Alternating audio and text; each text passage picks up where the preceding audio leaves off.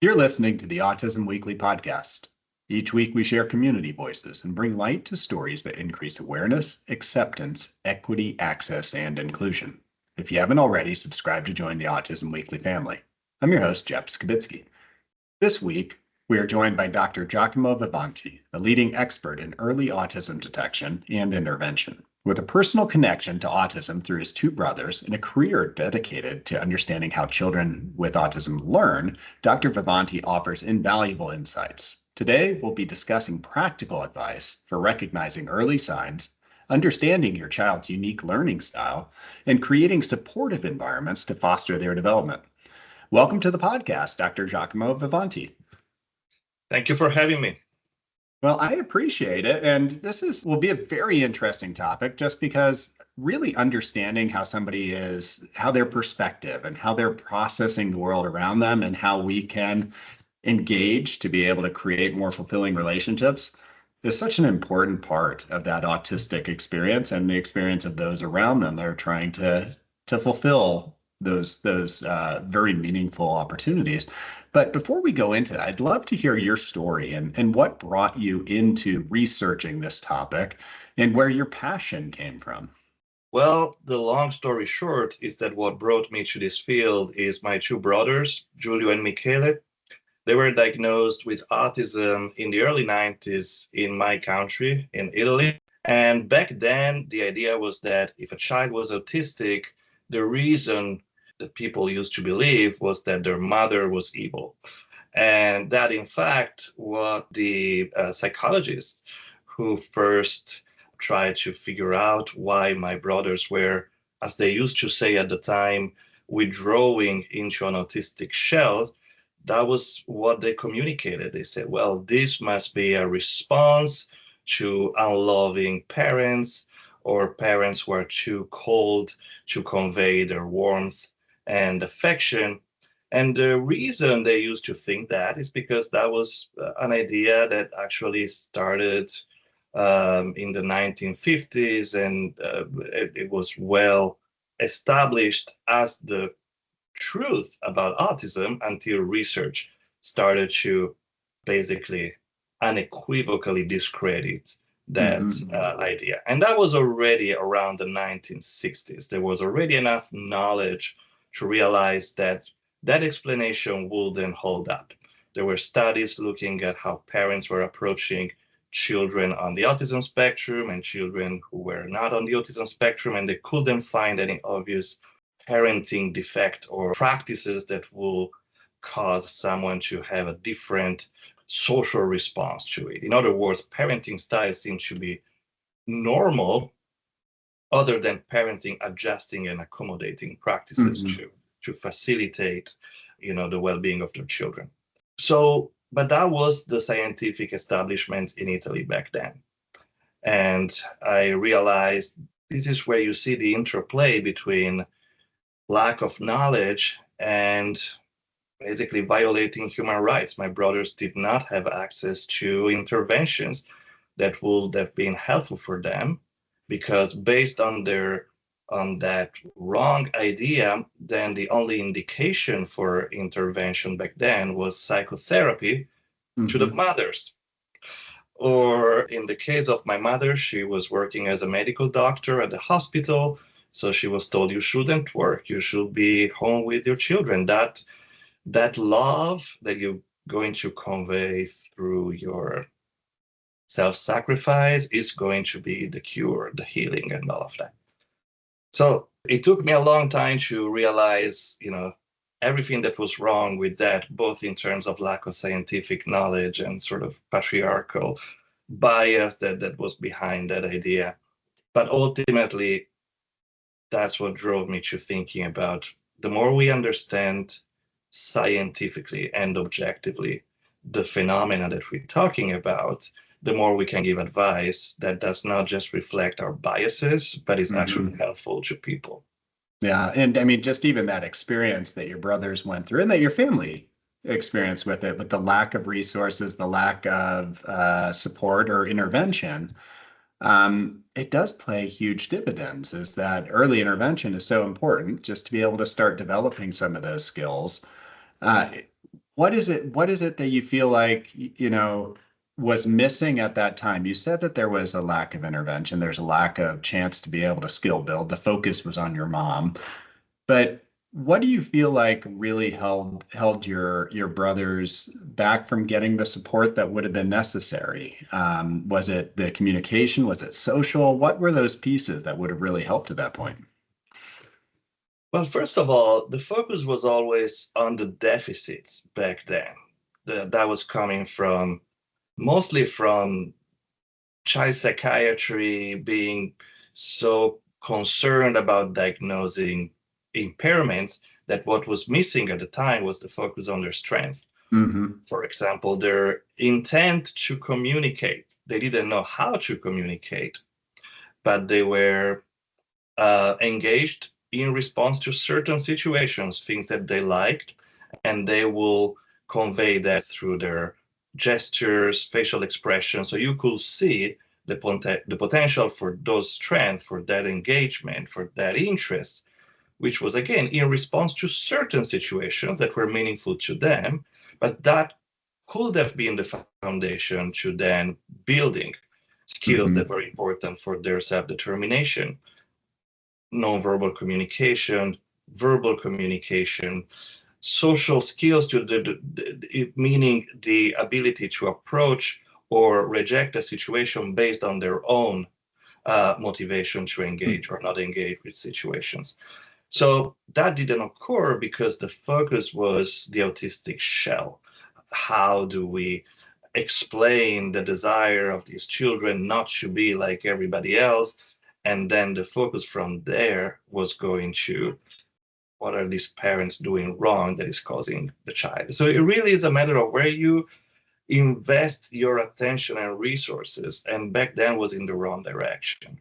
Yeah, and I mean, you've put a lot of time into understanding that learning history for autistics and the way that maybe they're able to experience the world differently, which means their inputs for learning are going to be very differently, which means the skills and outputs that you're going to see are going to be demonstrated in a different way. What is that? What is that core difference that you're seeing that maybe you saw through your brothers or you've seen through your research that is the demonstrative difference in learning from a neurotypical versus an autistic individual, that maybe we need to be able to adjust for to say, hey, there's just a different way this person's experiencing the world. Let's make sure that we're empowering them through it.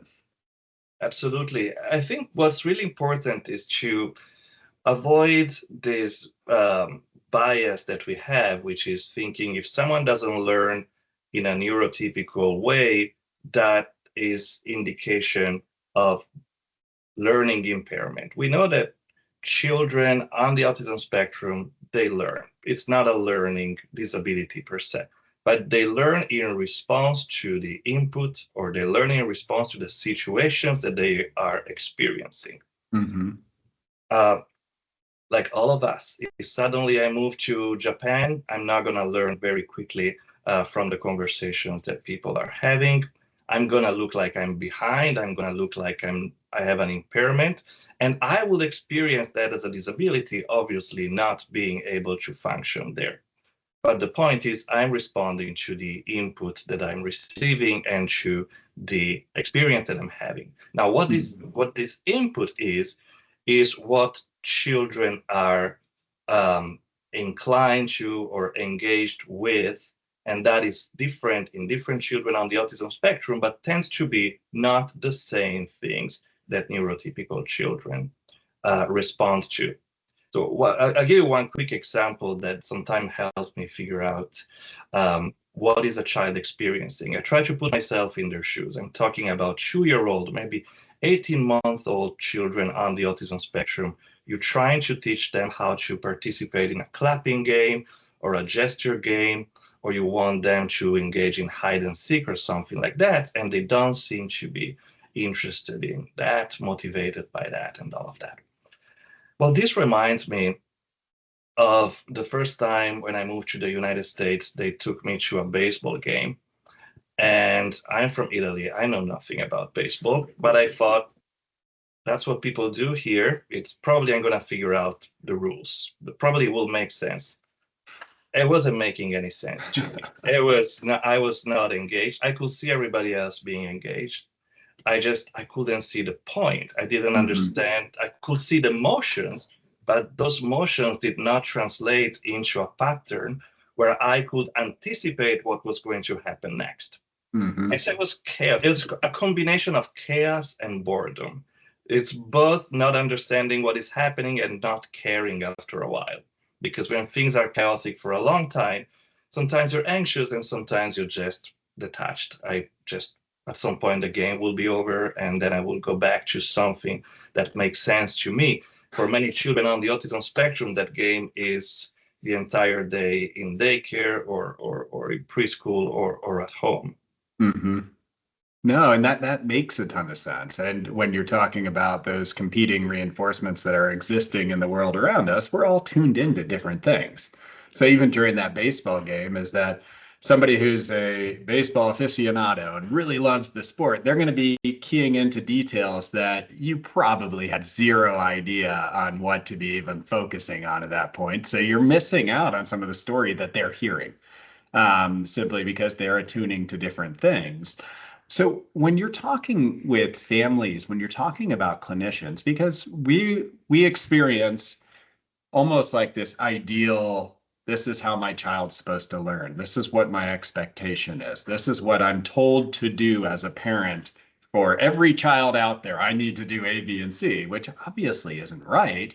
So what are you telling families on, or what would you tell a caregiver about, this is what your child is experiencing. This is how you look at the environment around them. These are the skills that they're showing you, but this is why it's not showing up in the way in the social world that you'd be expecting as a parent, and this is how to change it. I mean, it sounds like a whole bunch of steps to it, but could you break down any of that process? Yeah.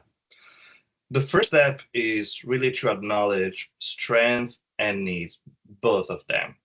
And strength is not necessarily the extraordinary talents of, the TV show, like cliches about autism. A strength Mm-hmm. is something that the child is good at, feels comfortable with, is passionate about. And so I ask those questions. I don't ask what is your child's strength, but I ask what is it that put a smile on her face or his face.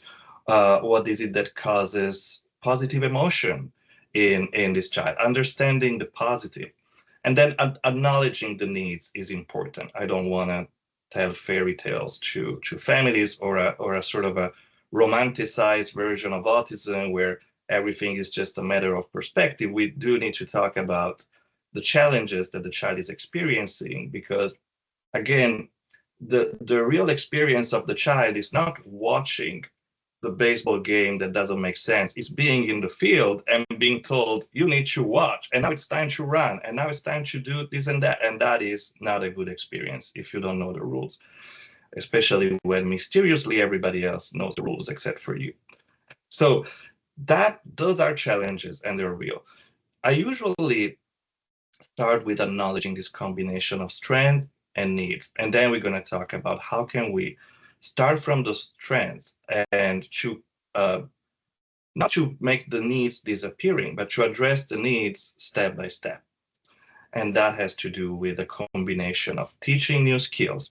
And that is not an overnight operation. This is built step by step. And also educating those around the child, not so much the family. Of course, the family is important, but I work a lot with teachers in daycare, in early childhood education in general. Many children I see spend many hours a day in that context, so that is very important. Absolutely. And when you're teaching an individual and you're teaching a child that's autistic in this particular case, it's you almost have to merge the two worlds together. It's that you have to understand what that child's experiencing, where their motivations are, where their attention is, and being able to use that to be able to now merge in, okay, so how am I going to teach some of these skills that are going to really empower them in the world around them to engage the way they want, but utilizing those strengths, those passions, those interests. So what has your research on attention and engagement taught you that you're able to share as far as the stepping stones to being able to make sure that you're creating the right learning environment and that you're utilizing the strengths of an individual in that teaching process? Absolutely. So one thing that we have learned is that teaching and I'm using the word teaching not in the traditional school-based sense of teaching math or teaching reading and writing. I'm thinking about facilitating skills like joint attention, imitation, nonverbal communication, um, play, functional play, symbolic play, taking turns, waiting for your turn, social behaviors like giving, showing, sharing. Now, those things emerge spontaneously in typical development. For children on the autism spectrum, we need to teach them, meaning that I don't just assume that they are there, but I also don't assume that the child will not be able to learn them, right? So first step, acknowledging that those are important intervention targets. That is not, oh, the child is disabled, so they're not paying attention to me. Now, I can teach a child to respond attentionally to something that I'm showing to them. So when I'm showing you, for example, something important for your survival, like red light and green light, I need you to pay attention to this red light. I need light. Or even things that are more abstract, like math, that ultimately will be important, I need you to pay attention to what I'm teaching you. How do I do that? First of all, whatever I'm doing, whatever is the content that I want to teach, let's say that I want to teach motor imitation, it's going to be much more powerful if my teaching opportunity is built on something that the child is spontaneously doing, self-initiated behavior, something that the child is interested in. This is the same for typical children, actually. If you see a 2-year-old who is very interested in this and starts playing with this, and you say glasses, that child is much more likely to learn that these are glasses compared to a situation where you take these glasses and you say, book, this is a book. Children will learn best in response to situations that stem from their own self-initiated behaviors. That means thinking about not just what is the content that I'm teaching, but what is the opportunity that I have to map that content to something that the child is attentionally and emotionally invested in. Children will be attentionally and emotionally involved with something that might be idiosyncratic, maybe trains, maybe the lights against the window, whatever it is, as long as it's not harmful, I can use that. I'm going to use that. Absolutely.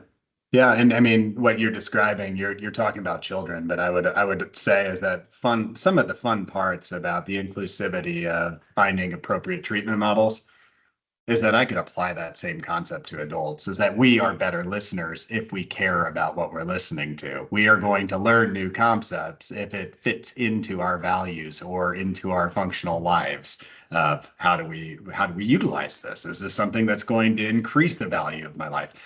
It's got to be the same concept that children are going through. And if we can help them to be able to access new learning material through their world, then that's how they're going to have this fast mapping process. They're going to learn so quickly. They're going to be able to figure out ways to utilize these skills and keep them up in our absence, which is the most important part.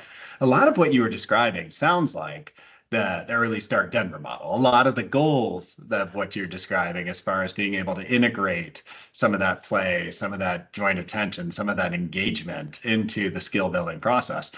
What am I right, first of all, on assuming that that's a lot of what you're describing, but also is that a way for us to be able to help younger children and families to really understand how to incorporate learning into everyday life?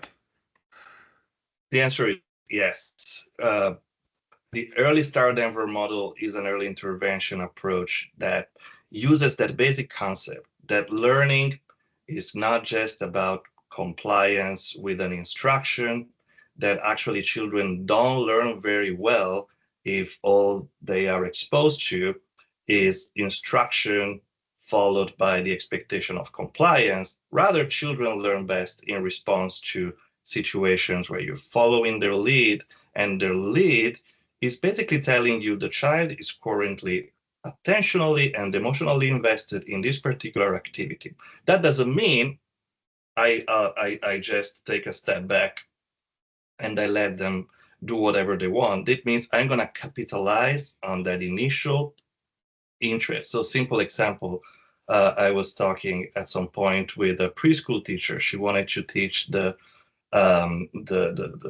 foundational concepts of math, so quantities and stuff like that, and had a child on the autism spectrum, and he was really into dinosaurs. And so she was saying, I want to follow his lead, so I'm gonna allow him to just play with dinosaurs, and we're gonna do math with other children. So that's not okay. That's not inclusive.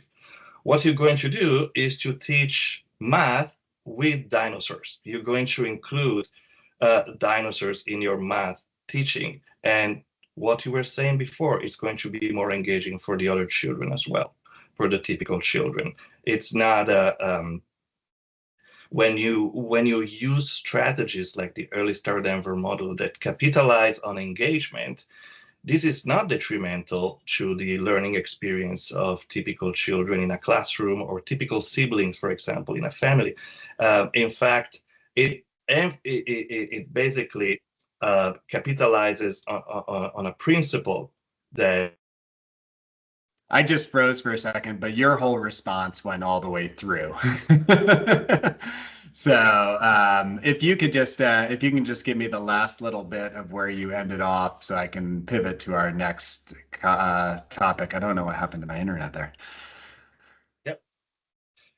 So basically, and we did research on that, looking at the experience of typically developing children who were in classroom programs that included children on the autism spectrum, and we were using the Early Start Denver model.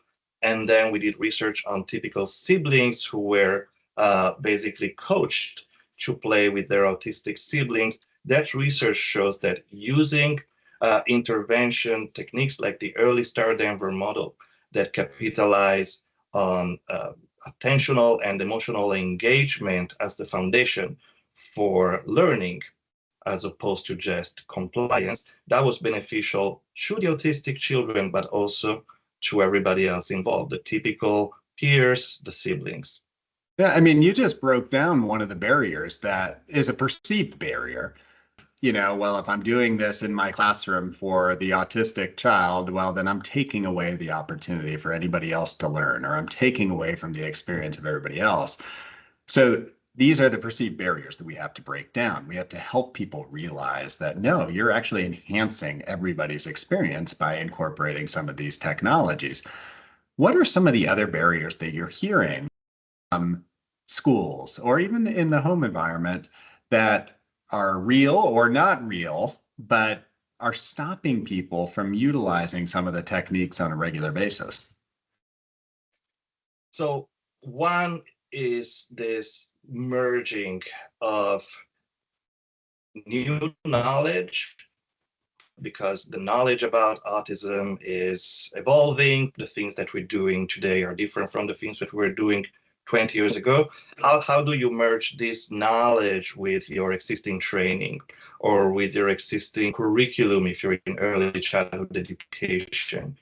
So we looked at the research and we didn't find that anything that we're doing that is known to support children on the autism spectrum is inconsistent or incompatible with guidelines on typical early childhood education. So there's no actual discrepancy there, right? They're consistent. When we using these techniques, when we basically follow children's lead as the foundation to insert teaching episodes, and we create an environment that is safe, predictable, and on top of that predictability, we also use engagement as a way of learning. We're doing something that is known to be helpful in early childhood education. The barrier is to turn that general concept into the rigidity of day-to-day curricular activity. So often when I go to preschool or daycare programs, they tell me, well, so we do circle time, and then we're doing music and movements, and then we're doing arts and craft, and then we're doing this. And so that's what we need to do. And I say, well, yeah, that is the context. That is the situation. Sure, this is fine. But within those activities, can we see an opportunity for the child to express, manifest their own interests and motivations, so we can use that as a way to teach the child things that they can learn. For example, during circle time, you learn how to wait for your turn. Maybe you learn how to choose one of your peers, or to, for example, put your name on a piece of paper on a board. There are a lot of things that you can learn if you're flexible enough to see the opportunities within the things that you're already doing in your day-to-day. And that I find it very difficult sometimes to convey that. Absolutely, and it just takes that creativity and somebody being successful doing it once or twice, and then it becomes something like, hey, you know what, I can immerse this into my everyday teaching opportunities. I'd love to go back to your introduction and just your experience with your brothers.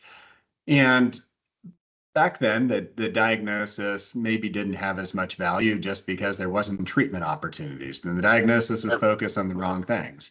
Nowadays, is that one of the gating questions to accessing service is oftentimes either do I have some of the traits, or am I formally diagnosed to be able to get some of this paid for in order for me to access the appropriate service? So if you are talking with parents and they're seeing some of these potential characteristics of autistic behavior, what would you be telling them to do after they start talking to their physician or their psychologist and get that diagnosis? What would be the steps that you'd be giving them guidance to pursue after that?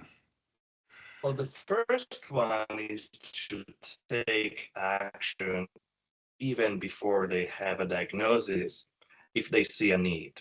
So the reality, where I am, at least in Philadelphia, there's a waitlist crisis. So families who are they already figured out their child might be on the autism spectrum, they might spend 1 year or 2 years to receive a diagnosis from a super expert team at Children's Hospitals of Philadelphia or other hospitals. And often there's not much happening in that wait time, but there's a lot of things that parents can do. First of all, acknowledging and recognizing what is it that is making the life of their child difficult. For example, I was talking recently with someone who was saying, I realize my child doesn't point like other children his age do, because when I show him two things, do you want to do this one or this one? He gets very frustrated. He starts crying, and he doesn't know how to point. But you don't need to spend 2 years in a wait list to then get a diagnosis and then accessing services where someone is going to identify that as an intervention target. You can take action right away, because what that parent has just described is very frustrating for the child. Not being able to choose between options, that's very frustrating. It's gonna cause the child to have a very negative experience. And so we can teach things. And one example is, well, let's write down, 5 things that this child is really interested in.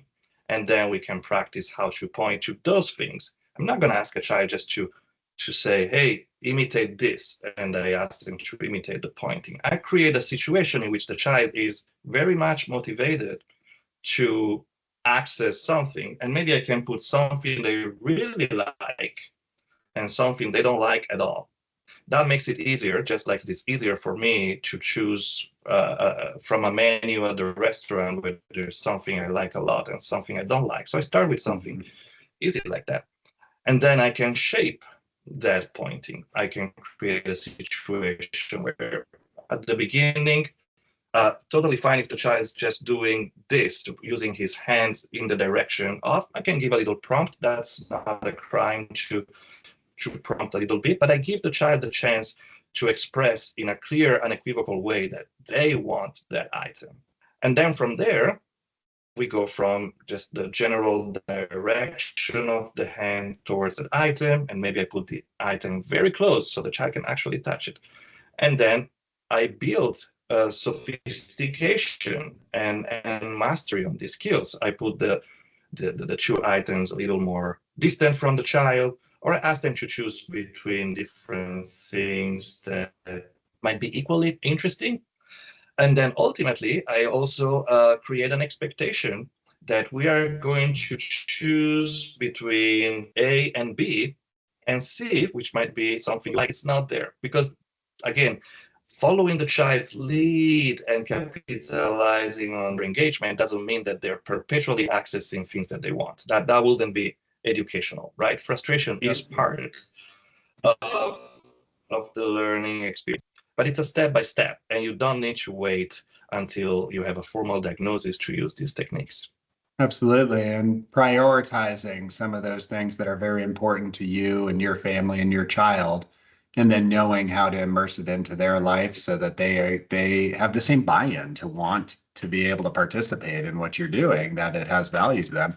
Those are key concepts. Those are really important for us as all of us as parents, as caregivers, as advocates to really realize and incorporate into treatment.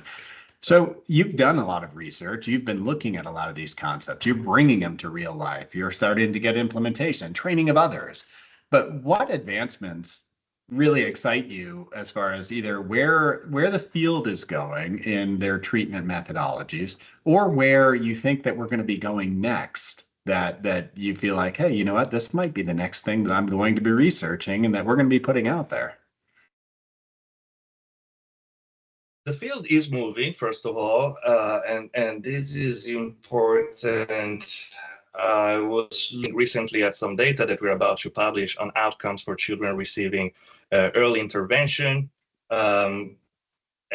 Evidence support early interventions. We looked at the sample of almost 1,000 children, and we saw that 2/3 of children who were minimally speaking or non-speaking at the beginning of the intervention started to use spoken language after 1 year of intervention. So that's much more than what we used to think. We used to think that more or less half of children on the autism spectrum will be non-speaking or minimally speaking due to some kind of, inevitable destiny. So it's not like that. Spoken language is attainable, or looks like spoken language is attainable by the majority of children who receive early intervention. That makes a difference. That doesn't mean spoken language is the only thing that counts. There are a lot of children who can learn other means of communication, including augmentative alternative communication or sign language. And we also have children, it's important to talk about them as well, for which none of the current systems of communication that we have are working. And that's not because they are not smart enough, it's because we are not smart enough. We didn't figure out yet how to use systems that work for them. So this is exciting. We are learning about the potential of responses to early intervention that makes us see outcomes that we didn't used to think were possible. It's also important to acknowledge the scale of needs of different children. So I think that is important, the individual differences. Some children have needs that are on a completely different scale than other children in terms of the support they need. And so we're moving from this idea that we used to have, that there is this thing called autism treatment, and it's 40 hours a week of intervention, and that is what you need if you have a diagnosis of autism. So it might be what some children need in response to certain areas too. It really depends on the goals that you have. But definitely, I think we're moving away from this model of necessity for anybody who has a diagnosis, and better technologies to acknowledge the needs. So for some children, maybe intervention can be a light touch, and that light touch can be life changing, you know. Mm-hmm. For some children, it's not a light touch. It's a lot of services and supports that needs to be respectful to the children, but they might on a different scale. How do we achieve that field acknowledging more and more? It's not just about putting the child in a therapy room for many hours per week. School, family, the community. It's, I can learn a lot in a therapy room, but ultimately the therapy room doesn't look like the real world. So I do need to practice. I do need learning opportunities outside of it. And that means society that needs to be prepared to provide those learning opportunities in a autism friendly way. And I think that as we've gotten more research, as we've gotten more knowledge, is that people have been moving away from a one-size-fits-all model of care. And I think that's great. It enables us to really meet the needs of the child, where those needs need to be met, and with the right intensity of what that child's going to need, and empowering enough people around them to create a community. And I think that we're getting better at identifying which children are going to benefit from what type of approach to treatment. And I think that that'll continue to move. And it's the research that you're putting out there and others like you that are going to help continue to drive this field. Dr. Vivanti, I appreciate the time you've spent with us educating me, and then also all the work that you're putting in to being able to help us think deeper into how to better support families and how to better empower autistics in the community, and developing their new skills, and then also understanding how they're perceiving the world around them. So I appreciate you coming on today to chat with us. Where can people get your next article? Where do you suggest people go for that info? ResearchGate is a good platform, and I'm happy to share the link to that. That is a platform where you can post your research, and also the the Drexel Autism Institute website, which I will also give you the link. We are in Philadelphia, and the Early Starts Denver Model website is also a good source. Well, thank you again, Dr. Vivanti. I truly appreciate your time today. Thank you, Jeff. Thank you for listening to Autism Weekly. We hope you tune back in next week to learn more about autism in the real world. Autism Weekly is now found on all the major listening apps, including Apple Podcasts, Stitcher, Spotify, Amazon Music, and more. Subscribe to be notified when we post a new podcast. Autism Weekly is produced by ABS Kids. ABS Kids is proud to provide diagnostic assessments and ABA therapy to children with developmental delays like autism spectrum disorder. You can learn more about ABS Kids and the Autism Weekly podcast by visiting abskids.com. Thanks for tuning in. See you again next week.